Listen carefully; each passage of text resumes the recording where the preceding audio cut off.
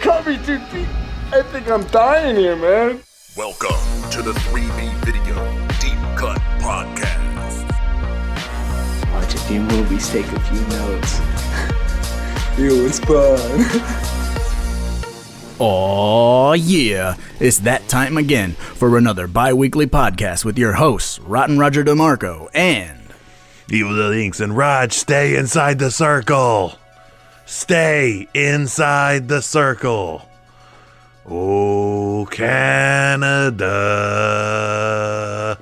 We're talking Gate 2, The Trespassers. that's its subtitle? My Blu-ray doesn't have a subtitle. Mine does not either, but if you look up this movie on IMDb, it says Gate 2, The Trespassers, which, okay. Also, it's not really a circle, it's like a weird octagon.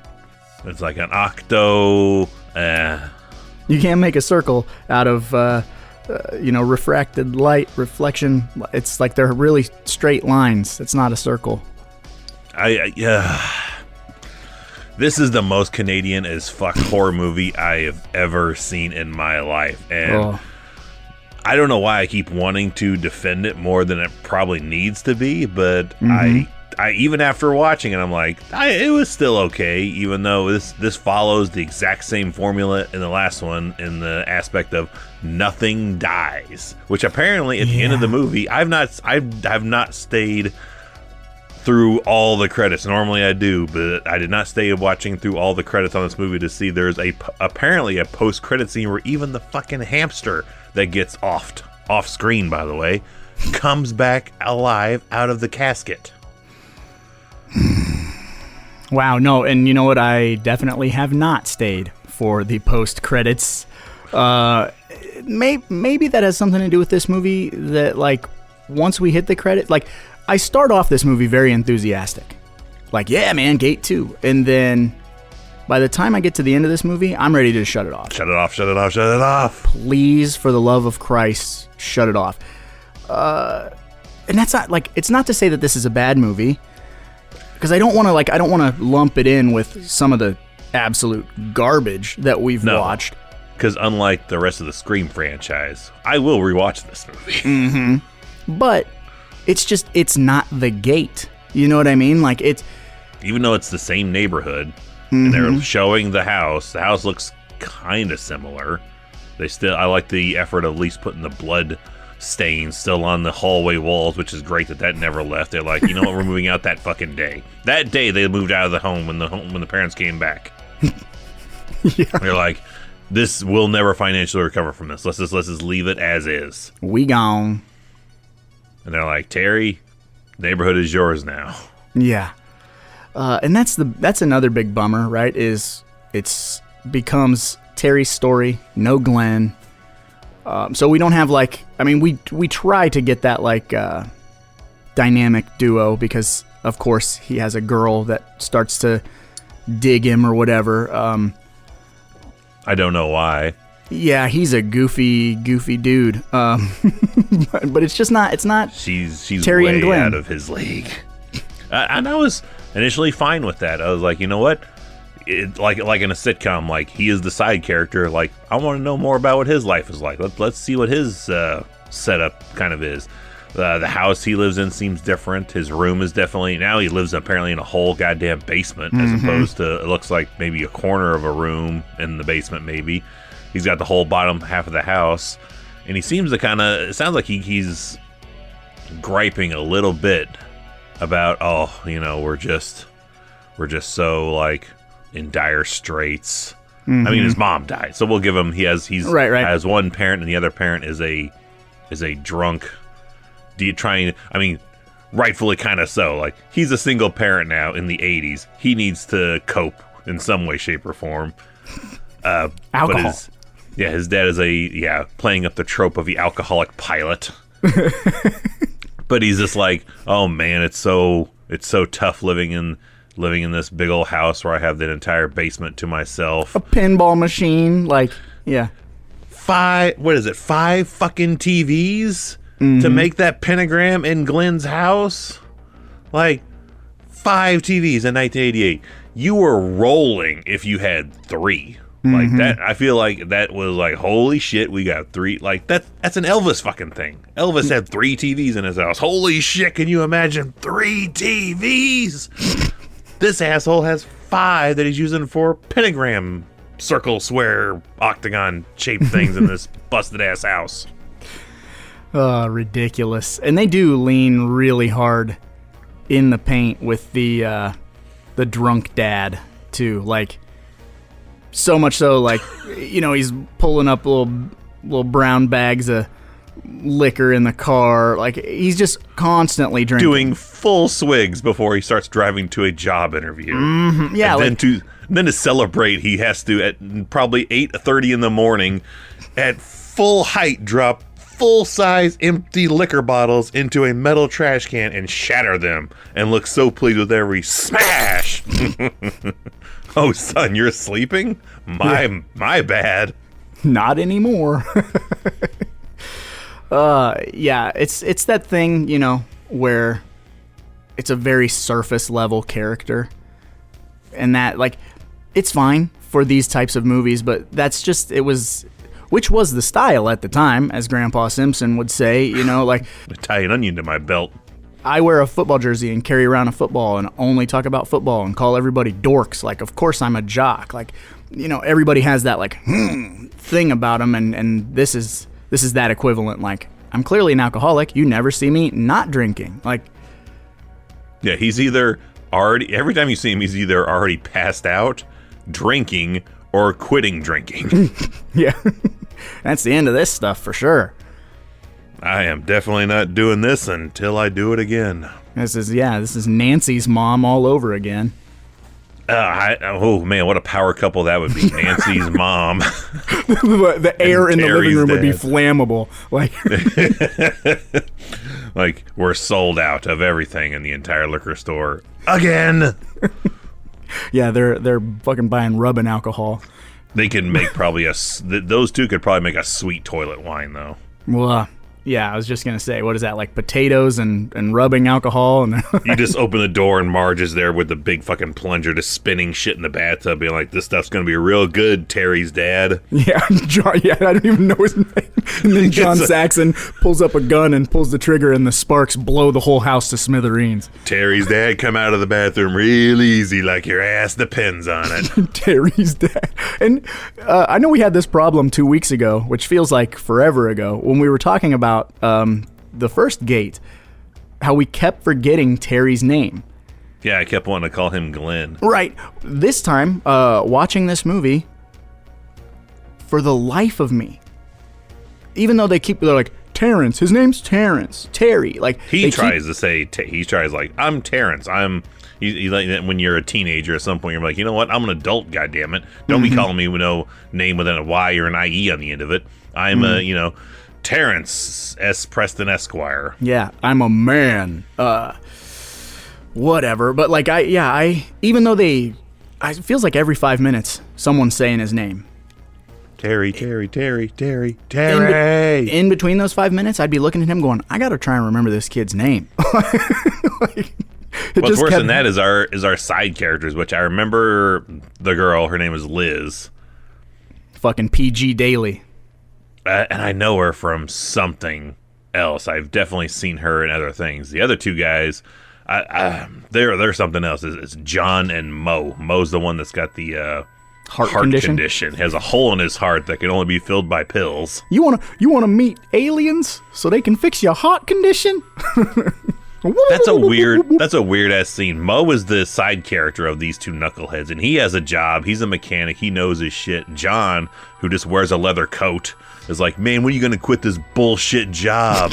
And like, what? Then what? He's not like he's not a jock. He's not dealing. He's not a rock star. Like, his whole thing is a beat the shit car and a leather jacket. He just wants to rule the world. I got sweet hair and I can pick up babes. Like, he can turn a catchphrase. Chicks, man. Who needs demons when you got chicks? Yeah, it's ridiculous. How old are they supposed to be? Because apparently my son said the same thing. He goes, they're drinking alcohol because they were getting wine at that thing. He's like, are they even legal drinking age? They're drinking at a high-end establishment restaurant, which proves money can buy absolutely anything, even drinks for underage kids. But yeah, they're just driving around. Dude, one has a job. They have a pistol that they fire in this house in the suburbs. No one gives a shit, apparently. But yeah, at least Liz and Terry are still in school because they share detention time together. Because Terry gets detention because he just daydreams one day in class. They're like, we ain't putting up with any of this bullshit in this town. Get your ass down to detention for not paying attention for once. Detention! Detention! Detention! Detention! Detention, detention. I think that's all of them. Nope. And detention. Like, he's giving all the dead bodies detention slips. Yeah, it doesn't make any sense. And then for detention, which this is new to me, I don't know. I had my fair share of detention when I was in high school, you know. But they make them read and take notes on chapters, I guess. Like, so it's like a study hall. I don't know. He walks in there and he's like, tell me the chapters. Was like 1 through 6. Like, what do you mean chapters? Aren't I supposed to just sit here for 45 minutes? Yeah, do homework. And if you're, we had like a study hall when I was in school.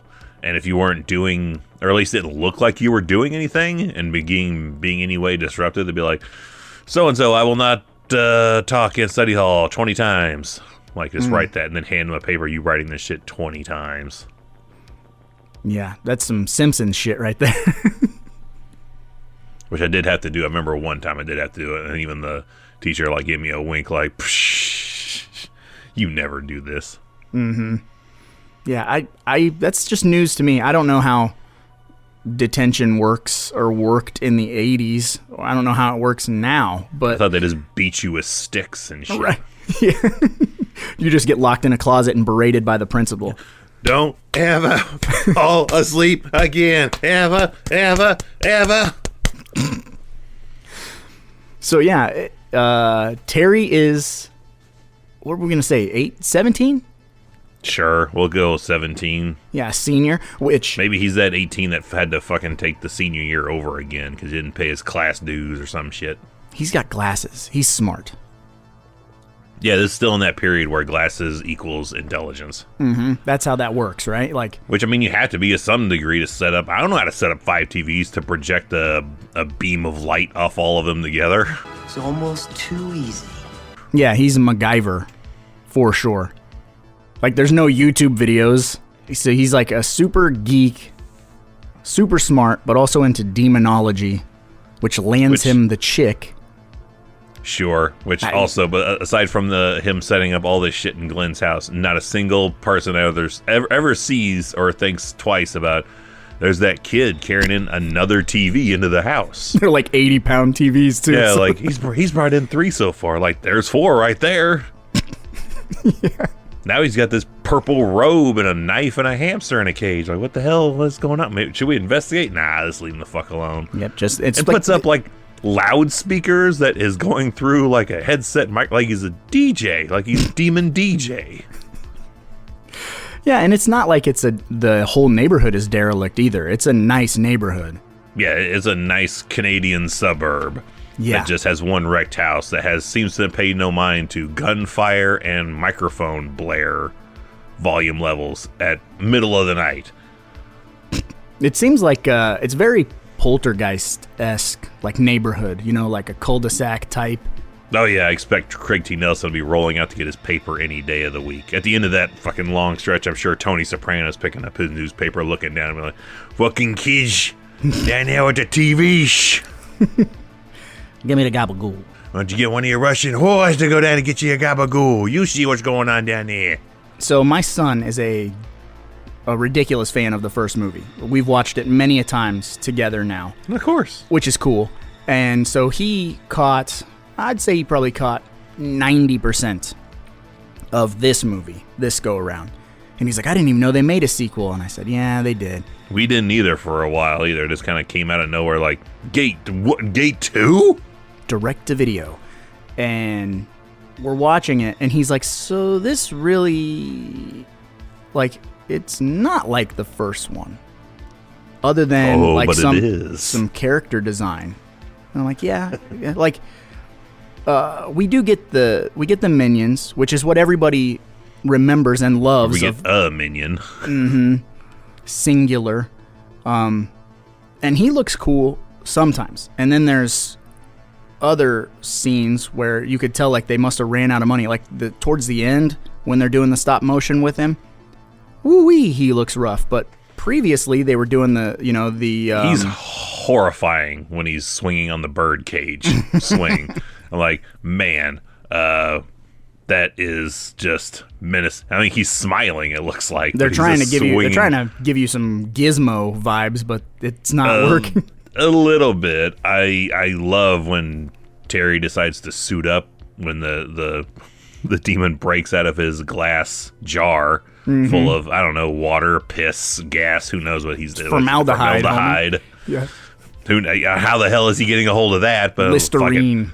5 TVs. He can get a hold. I can get you a green toe, a severed toe, a green nail polish at 5 o'clock with formaldehyde. But he gets us all souped up to catch this demon. And he puts the trash can over him and just bangs the shit out of the side of it with a hockey stick to disorient the demon. Discombobulate, yeah. Which apparently works because he looks drunk as fuck. Like, oh, they're ringing that bell. I can't concentrate. I didn't hear no bell. Yeah, he straight up Ash Evil Dead 2's his ass. Like, a farewell to arms. It's extremely Evil Dead 2 vibes off how he handles, and then grabs him, throws him in this bird cage. And then I still don't quite understand how they utilize he can grant you wishes if you burn something vaguely related to what you're wanting. Like, so Terry's like, I just want my dad to be a pilot again and be happy. So he burns a photo of him, like action shot while he's flying a plane, just leans back, hey. So he burns this photo of him, which kind of works because he's gonna become he goes back to a job interview, and then he's like, fuck that shit. He's like, and I like this route. And Terry just fucking just pisses all over it because his dad's like, that's his one attempt, I feel, to turn shit around. He's like, you know what? Being a pilot's fucking bullshit. I'm sure it pays great, but I'm away from home, I'm away from you. This is much better. This, I can be home every night. I can see you. It's less stressful. I'm going to be a baggage handler. And he's proud as shit to be, you know what? I'm a baggage handler.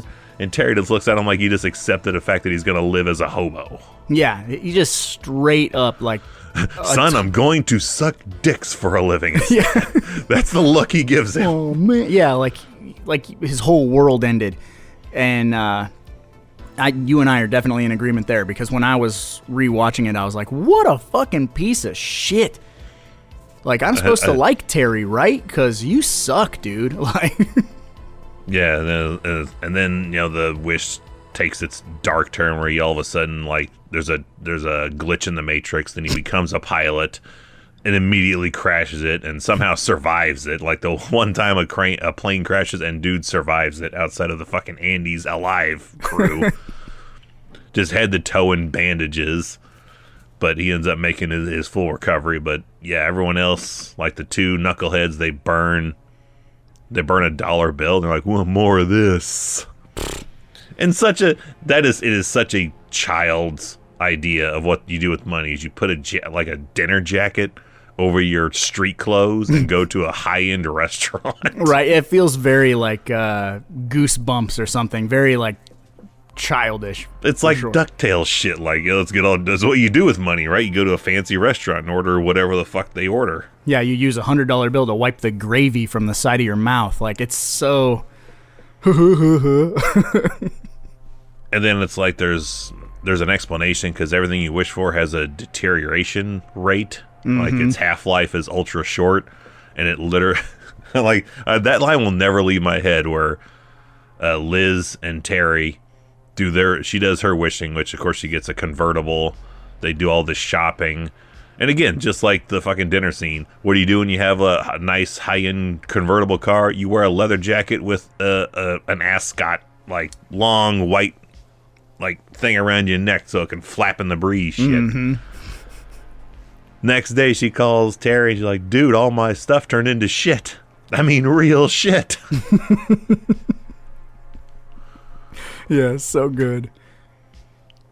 And it's weird when we get to the dinner scene because dude's pulling out a wad of bills to pay for the dinner, and it's a great cutscene. He goes to throw the bills down on the tab, and it cuts to them. Cuts the worst looking shit I've ever seen, just splattering wet shit, Like diarrhea chocolate pudding shit with fucking corn in it. Looks just like wet dirt just thrown on this thing. That is an excellent cut, though. By the way, like you said it, it's like it's a perfect cut.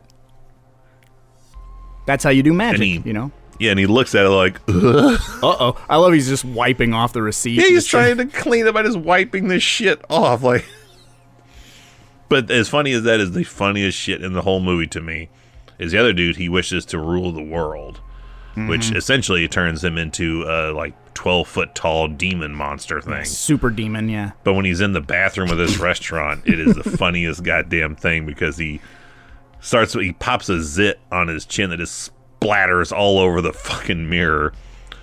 But he goes into the bathroom stall.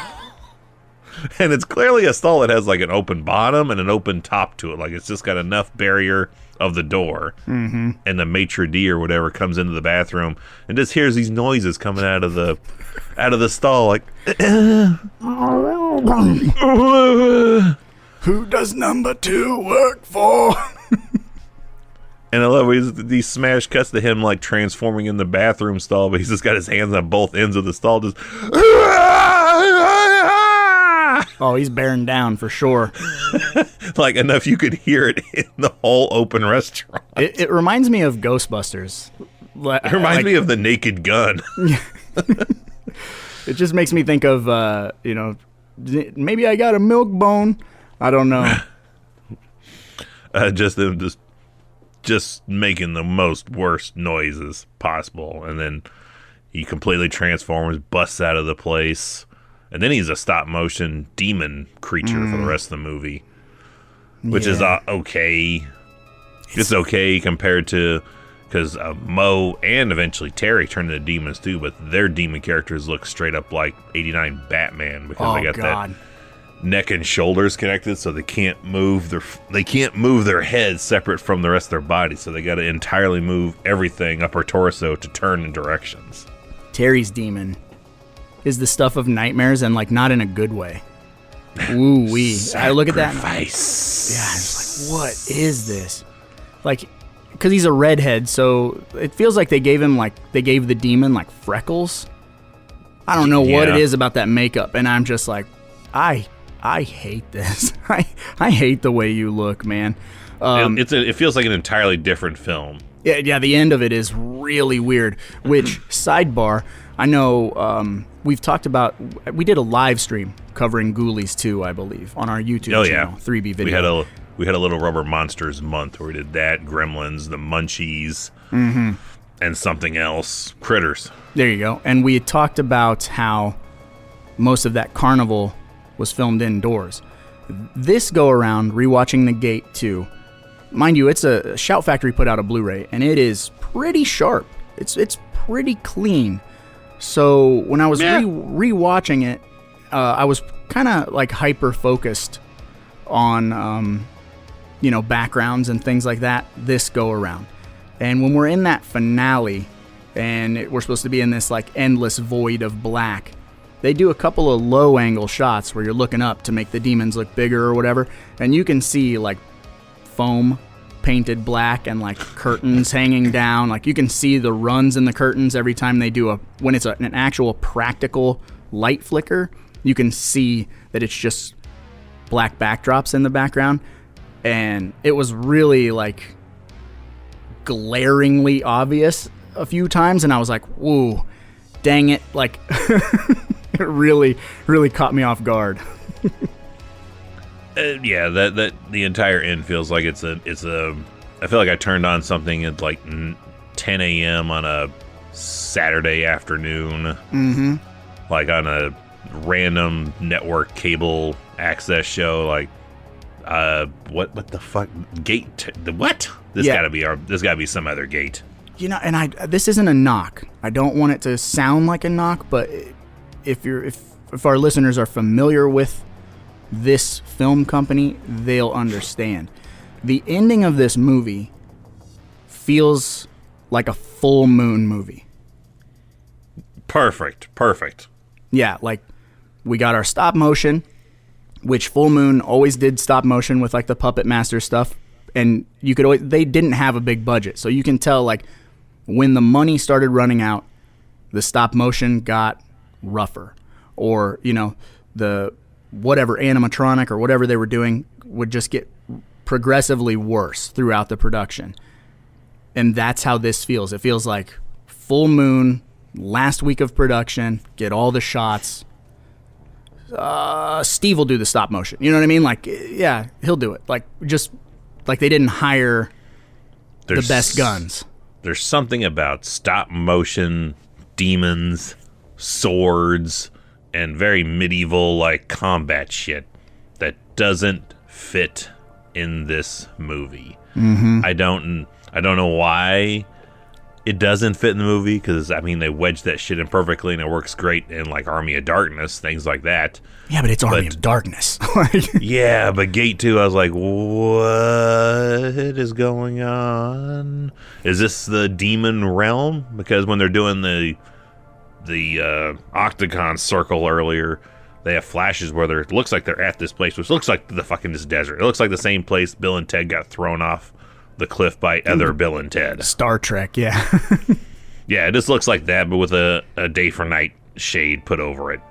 And I guess maybe that's where the Trespassers subtitle maybe comes in, because they're trespassing onto the demons. Sure. I mean, they show up at the boiler room from Elm Street 2, complete with like green and pink lighting and purple lighting and fog, and then all of a sudden they're in He's comfortable void here. Yeah. I could lock them in, because apparently my auto mechanic shop is apparently 12 stories and lots of chutes and ladders and things. Makes perfect sense, you know. Yeah. He locked them in. We thought it was an auto mechanic shop. It's Chevrolet Autos that he's working at. Yeah, you store the engine blocks on the 14th floor. Yeah, painting is on 3rd floor. Get your shit together. Yeah.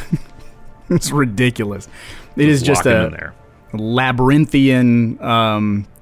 It's Kubrickian. It's just the craziest building ever. And if it was a map on a video game, you would be frustrated at how many fucking steps and ladders you would have to climb up to get to the roof, and then super pissed when you had to find your way back down the damn thing. That's what it reminded me of, like playing Ghost Recon, and like I got to get to this briefcase on the very top of this roof, but I got to find 17 sets of stairs in parallel directions to try to carry my ass up to, and then find the way back down again. Yeah, ridiculous. While this giant monster creature can just kind of slither hither and thither all over the place without having to be confined by the same things that we have to. So here's a question my son brought up, and I had never really thought of it, because, spoiler alert, I've really only seen The Gate 2 maybe 5 times in my entire life. So I would say 10 to 12. Dang. Okay. So maybe you can answer this, because maybe I missed it. So Sluggo or whatever, the big bad, you know, John. he wished, he wished to rule the world. So of course he's going to turn into a demon. Sure. Why does Mo Squiggy, Mo, the other guy, why does he turn into a demon? Because you would assume he wants to see aliens, so he turns into an alien-like that's creature. It. That's his. Okay. I don't know, because it doesn't. I don't know why anyone turn. I don't know why even if an old like he wants to rule the world. I guess I gotta make more sense of John. I mean, like he wants to be the old god, the rightful god. So I'm going back to the first movie for this kind of logic, though. Yeah, it's like Wishmaster stuff. Show me wonders. Mo's a forever sidekick, so he is just destined to be sidekicked. No matter what the hell he decides he wants to do. Because it doesn't make sense to me. And then he's not even as tall as John. Like John's demon monster is huge, and Mo is like the exact same height. Yeah, as he was when he was human. But it is a weird, amusing shot when he shows off after he's died in the film. And he comes back. He's like, check this out, and lifts his shirt up, and he looks like a 58-year-old man living on the streets or something. It looks just all spotted and off color and shit. Like, ugh, but kind of neat. Yeah. So yeah, I don't get that aspect. And then here's the other aspect. When this movie ends, and Terry gets to come back to life, and everyone comes back to life, are they gonna turn into shit? Because that's a wish. Correct?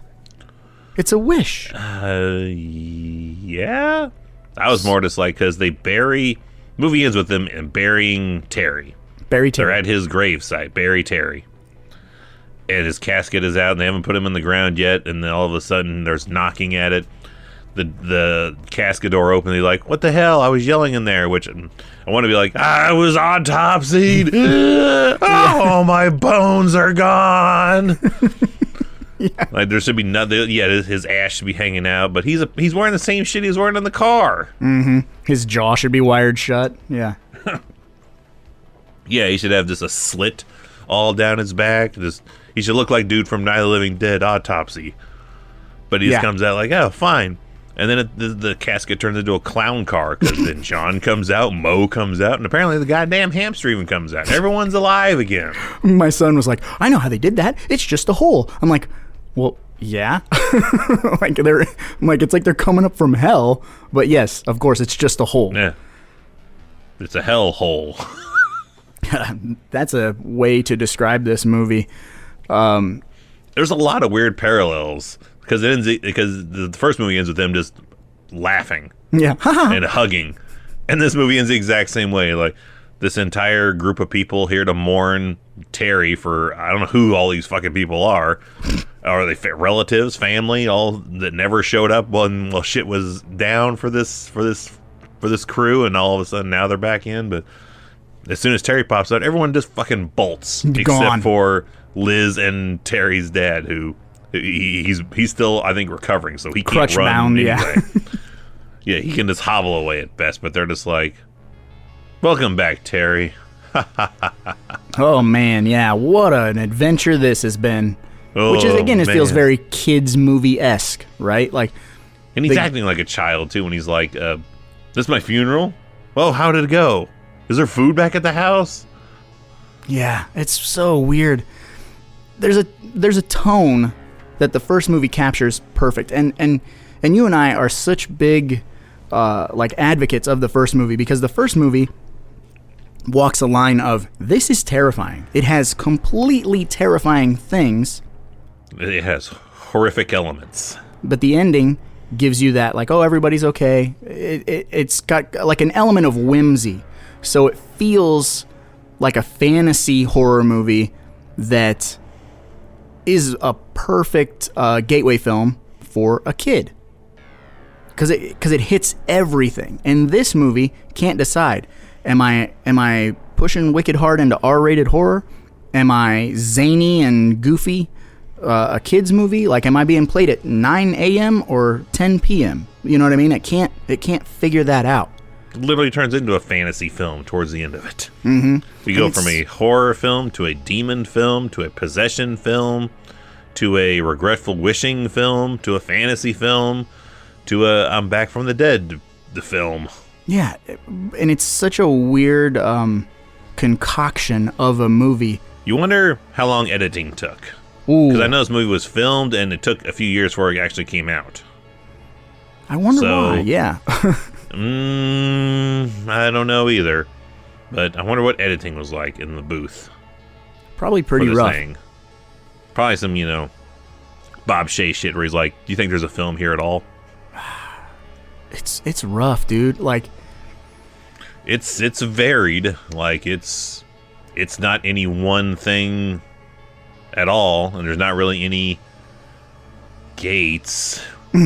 Like, the hole, I guess, is your gate that's kind of prominent throughout the whole first movie. And this one, he's just in the house. Yeah.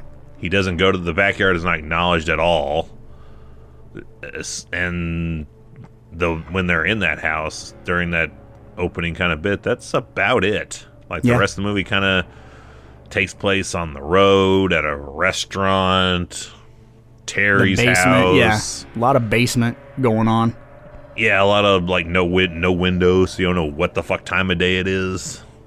It just has a weird, I want to say cheap. It feels cheap, like a cheap cash in. Like, well, the first one doing really well on home video. It feels like a cheap cash in that they're like, when they were asked for more money, they're like, whoa. Why? Mm-hmm. Never mind. No, you're not getting it. Mm-hmm. And it's weird because it like a regretful purchase. A regretful studio purchase. Like, yeah, let's make the Gate 2. The Gate made money. The Gate 2 wants more money. I don't know about this. I maybe made a mistake. Shelf it for 2 years and let the intern edit it. It's, because it does so many things that you and I are champions of. Even towards the end, we do get a matte painting to kind of extend the set with, to make it look like a giant cavern. We do get some of that super cool forced perspective. There's one really good scene of the forced perspective in the basement, and then we kind of screw that up when he hockey sticks the demon, and it's like they composite it, and why couldn't he just hockey stick a dummy, towards the camera? Instead, they like composite it in, and it's not really there. It looks. I like we cut to a shot of darkness, and like we get a demon's perspective inside the can where he just thunders. Demon POV. Yeah, you get the whole ASMR of what the demon's living through in that exact moment inside of a metal trash can. Yeah, I'm thinking you might be onto some with it. It's an intern's job to try to edit this film together over the course of many years before it came out. Because I know I didn't see it at the video store. This was definitely I saw the poster for sure. I can remember the poster being like stuck up on the wall of there was a little mom and pop video store called Tigerland, and I know I saw this poster. I want to say, I cannot confirm or deny, but my gut instinct is to say I saw this for the first time on cable. Yeah, probably around 91, 92-ish. So like on the very edge before we lost cable for the foreseeable like 5-6 years. Yeah, because you guys lost. Yeah, when you guys got rid of cable, that you just made sure you had tons of tapes. Yeah, we just taped a bunch of shit before we moved out of the house. So from end of 92 going into 93 all the way up till end of 95 into 6, we did not have anything remotely outside of basic ass news and sitcoms on TV. Adjust the fucking rabbit ears. Oh, I definitely was in charge of grabbing the aluminum foil to put it over the rabbit ears and adjust it. Nice. And that shit did work. I had a TV where that legitimately did work. That's some Ninja Turtles shit.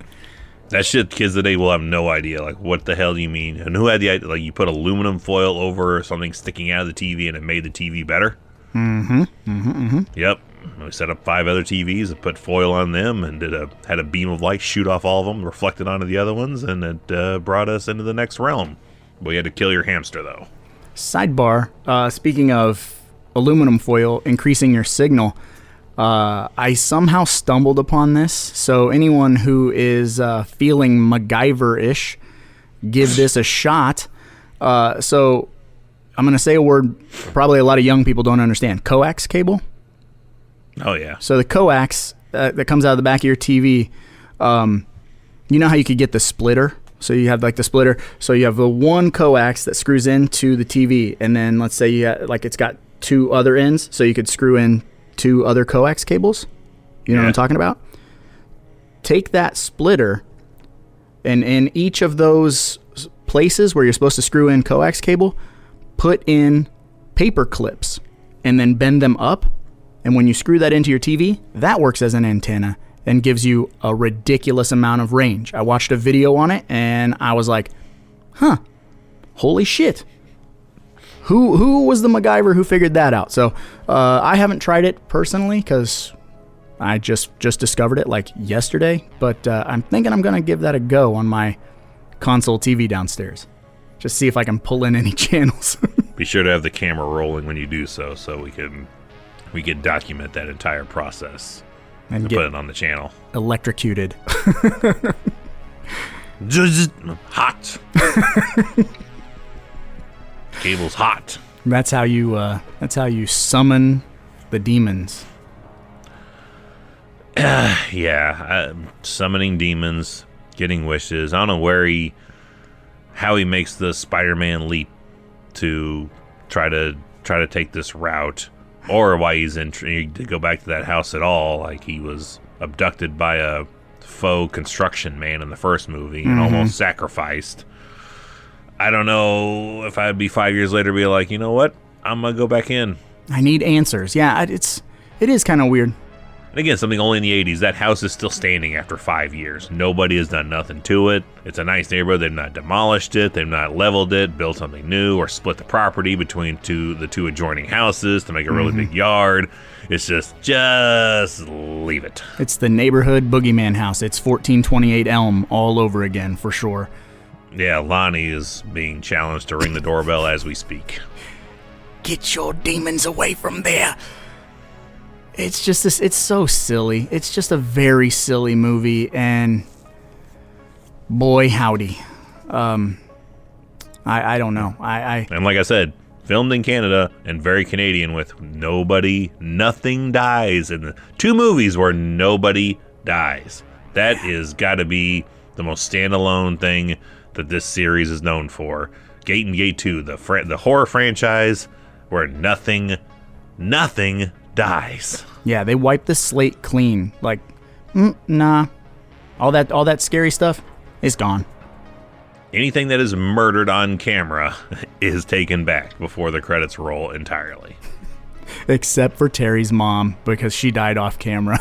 So, yeah, but if you die before the movie starts, you are dead. But if you get dead within the 90 minutes of each movie, if you die, you will be alive again. Yeah. And it'll be totally fine. Everything's okay. Like, I just picture we need a sequel. We need Gate 3, and it's just my boyfriend's back. He's just falling apart. That's where you would take you. He has to hit up Steven Dorff to help, like, reverse the effects of his half-life turning into shit. He's got to eat babies and shit. So is he turning into shit like head to toe turning into shit, or does it start like at his toes, like his toes start fucking like his feet just start smelling a little bit odd, and then like the toenails start turning yellow and a light brown. I don't know. And then it's like a virus, or like he's bit by some kind of like spider, like a brown recluse spider. Like it just starts like Evil Dead veining up his legs kind of thing. Or he just goes to bed and he wakes up and he's Chet from Weird Science. He's just a big talking pile of shit. Oh, they're going to be like you from RoboCop. Oh, yeah. Glenn! Let's get away from me, man! I don't know, man, because if it is a wish, that's how it has to work. It doesn't make any sense. Like, it ends positively for her wish. This can't end positively in any way, because he should be turning into shit, and there still should be some real, like, legal actions taken against Terry's dad for drunkenly crashing a plane again. Mm-hmm. Like, he had to at least cause millions in damages if he hadn't killed anybody. Hey, don't worry, though. Pan Am is behind you, and they're going to pay 85% of the hospital bills. He's still going to owe at least $22 million. Oh, yeah. He is staying overnight in the hospital? Jesus Christ. That alone is probably worth $6 million right there. But it's Canada. It's Canada, so he's covered. Never mind. Oh, yeah. They take care of them. They take care of people over there. Yeah, I keep forgetting this is not America where you are to drown in your debt for the rest of your life. We don't give a fuck. This is Canada, where even everyone who dies in a fictional film will be brought back to life. We'll cover all the bills. In fact, you owe us money. You owe the hospital money for taking care of you. I'm not your buddy, pal. Here is a check for $22 million from us to you for saving your dad's life. We owe you a lot, sir. Might want to hold on to that one. Is it because shooting in Canada is cheaper than shooting in America? Is that why so many productions go over there? I think that's guaranteed 100% why I would imagine most shooting takes place in Canada, or in like Joe Lynch's case where he goes, where does he go again? Over to like Siberia Serbia? or where? Yeah, Serbia, Siberia. Goes to film in Serbia. It might be cheap to film in Siberia. I don't know. But yeah, filming anywhere in this. That's why everything's filmed in fucking Georgia, because Georgia has good. It's either cheaper or they get a lot of tax breaks. And I imagine you probably get a lot of tax breaks and cheaper filming up in Canada. And some shots you can look pretty spot on to what it's supposed to kind of look like. So do you think this movie looks American? I don't get the impression that it's not. Right. It's got like a, I guess, you know, the Poltergeist reference to me, like is as close as I can get. Like it's got a Americana. Yeah, like a stylized those type of suburbs. USA. Yeah. Those type of suburbs. I don't know what I'm trying to say. Like really vibrant green grass. It looks like the suburbs in The Big Hit, where every Saturday at 3 p.m. the dads all in their dad shorts come out to mow the lawn. They're not even gas powered lawnmowers. They're all like connected by a very long extension cord, and they have a sweet tea that they have an umbrella sticking out of the glass of. Mm-hmm. Everyone wears like pastel sweaters. There's barbecues every other weekend. That the neighborhood, the block party every other weekend. Everyone knows everyone else's kids, kind of thing. All shit that's not anything remotely like what life is like, at least for me. Right. The less I know about my neighbors, the better. So that kind of aesthetic to me is like a 50s aesthetic, right? Like yes, very bright, clean, sharp colors. Everybody's like boy howdies. Oh yeah, in the suburbs doing the damn thing.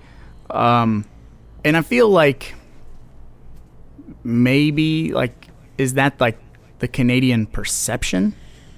Is that the perception of America? Is that it's... I would not ever perceive America. I would perceive America as there's a fucking gun crime on every single corner. There's the town... Well, they got a town drunk. Maybe this is America. Everybody's like super obese, just wolfing down cheeseburgers and... There is gunfire in the neighborhood. No one does anything. There is a town drunk. I feel like this may be more... Maybe this is their reflection of what America is. Is there anything else you want to touch on? I can't think of anything. We are definitely have been thrashing the movie a bit, and I think it warrants it somewhat. But I'm still saying check it out.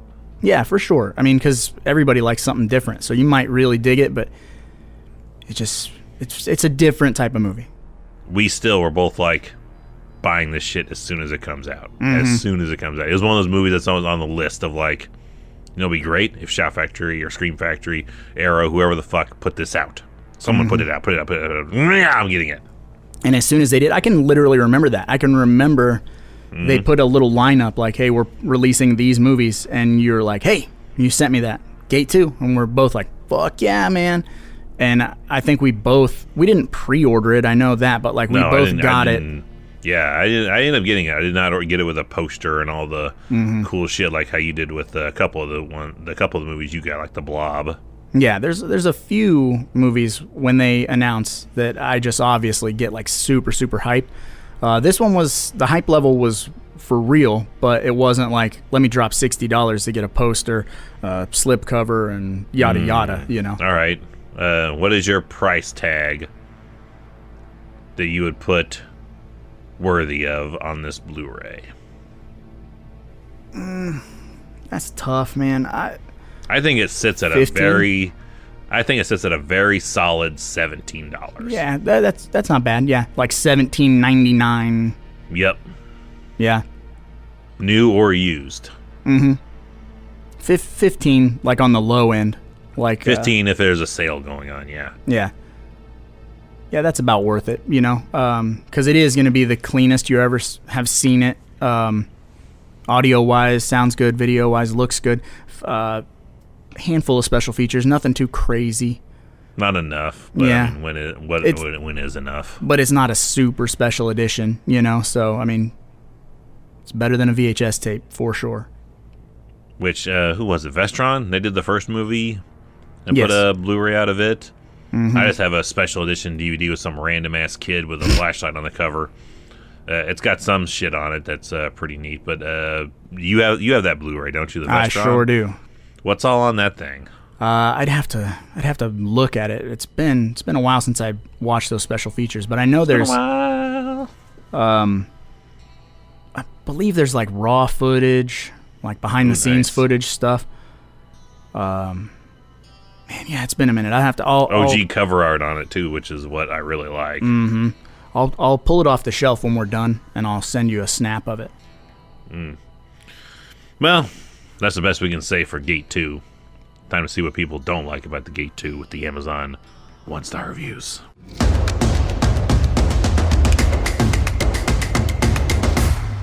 Hated it. Not many of these. Really?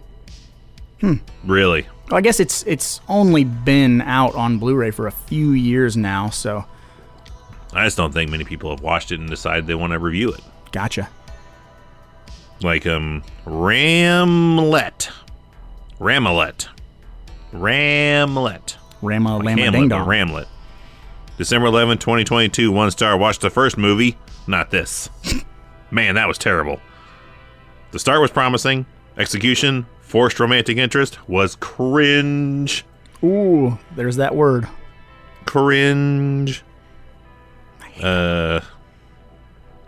Soul? Sohel? Sohel? How would you say that? Sohil. Whatever. On January 7th, 2020, he says 1-star, absurd. That's it. And C, yeah, absurd. He says it twice. Absurd. And the end of him, C. Howell on June 5th, 2015. 1-star. Great movie, but stupid prices. C. Thomas Oh. Howell. I love the movie, but it seems be stupid pricing that high when first movie is cheaper and older. He speaks very well. Wow. Yeah. He's Terry's dad. He's just drunk. Just pounding away at a keyboard. He sounds like Charlie from Always Sunny, like, you vote me. Good. I bring good. Thank you. I like movie. Good movie. Bad price. Bad good movie. Movie good. Why use many word when less word say same or whatever the hell. Exactly. Yeah. That is what I'm saying, playa. That's what I'm telling you. You're telling me. I hate when he keeps saying that's what I'm talking about, but sometimes that is what I'm talking about. Well, now that we're done with the Amazon 1-star reviews, Evil, what does that mean? It's time to lace up your boots. Let's play the game. Time to play the game. Time to play the game. It's all about the game and how you play it. Shut up, I love it. He said shut up to the gremlin. You can't use the word gremlin unless you're paying Steven Spielberg money. But that's right. It is time to play the game. And if you're new here, welcome. But you're probably scratching your head asking yourself, what is the game? Well, the game is a deep cut in and of itself, where you gotta pick a prop from the movie that we are covering, but it can't be a well-known prop. So since we're talking about the Gate to the Trespassers, I'll say no syrup. I don't Syrup? Yeah, it's in Canada, right? I don't know. Are you high right now? I might be. No. What are you talking about? I might have no demon. No. You can't have. Okay, I'll give it. The demon is probably that's the only thing I can think of. That is literally the only low-hanging fruit in this movie, and it's the thing everybody would want. Not me. So I'll let you go first, Evil, because I've got two potential winners here. So Shit car. the pile of shit that is the car. The shit car. Yeah. That was mine. Oh yeah. Oh yeah. Fine. If you want the shit car, I'll give me the. It's got to be remote control, but give me the fucking the little demon rolling in the cage, like the whole cage setup. Nice. Like he's attached to the cage swing. Yeah. But I guess that's a demon, so I guess that doesn't count. You could have the bird cage, and then you could buy your own demon. Give me the shitty restaurant bill. Nice. Yeah, that'll do. But I saw that shit car and I was like, that's what I want right there. So my second prop, it's kind of like when you got the sign, right? And the sign, we're like, man, that's for House of a Thousand Corpses. Like, that requires a lot of storing. I kind of just want the giant foam altar where the final battle takes place. That's supposed to be rock. That no one will ever guess what it's from. Like, who is this from? Some Titans medieval fantasy film? You're like, nope. It's just from the gate too. And I need a whole warehouse that I can paint everything black around it, so I can climb up on it and have American Gladiator style joust fights. Sacrifice children on. Yeah, that'd be a great Halloween display setup. Like, you gotta climb up that shit to get your candy. Yeah. It's on an altar. While I play the American Gladiators music in the background. Bum-ba-da-bum, da-da-da-da-doo. Is that Phantom of the Opera or whatever? Yeah, you do stuff like that, or like maybe like the like some baseball organ music, like dun dun dun dun dun dun dun dun dun dun dun dun. Ball hair. What we need is the strike hair. Yeah, it's hilarious that you picked the shit car, because when I was watching, I'm like, that is fucking hilarious. It's literally just a pile of expanding foam with like a bumper of a car sticking out. Hell of a day for the prop team, I'm sure. Yeah, I want to make that prop, but if I could just have it, that'd be pretty sweet. I'm sure we can go to a junkyard and we can make some shit cars. Yeah. Like, how much for the frame of this thing? You just want just the frame. No tires, no innards, no nothing. No engines, transmissions, none of that shit. Just give me the frame. Just the headlights. That's how about half the frame? Yep. Give me the front half of the frame. So it looks like the half of the car is melted. Then we can put a fog machine in it, so it looks like it's progressively. Looks like that shit off the Green Hornet, where he's just driving half a car around. Those are fun props. There's quite a bit in this movie, but nothing else really like made me laugh out loud like that shit car, and then of course that big giant altar. I was all for, because every time someone fell down or whatever, and they showed a close up, you could see the foam like giving, and I'm like, yes, because it looks like $1 million, but it also looks cheap. It looks like $1 million from a distance. Mm-hmm. Exactly. Yeah. If no one's climbing on it, it looks real good. It was probably the same thing for the car. Like, maybe they had a shot of like them trying to go and start it up, and they're like, how about from a window? Yeah. Look at it from a window. With like a curtain halfway in the way. How about on the second floor in the middle of like the early morning hours too? Yes. Perfect. But let us know your props on the comments on the podcast. Let us know on Discord. Let us know on Patreon, YouTube, Facebook, wherever you find us, because we got to know. If you're a big fan of this movie, you probably have something way cooler that you picked, but I don't know if anyone can beat the shit car. I don't think so, but I'm willing to hear somebody out. They'll be wrong, but I'll be willing to listen to them. Yeah, let's see what you got. But I suppose, Evil, on that note, we should probably get going, because after all, there's a lot of movies out there, and somebody's got to watch them. So why not us, right? The little sucker's got teeth!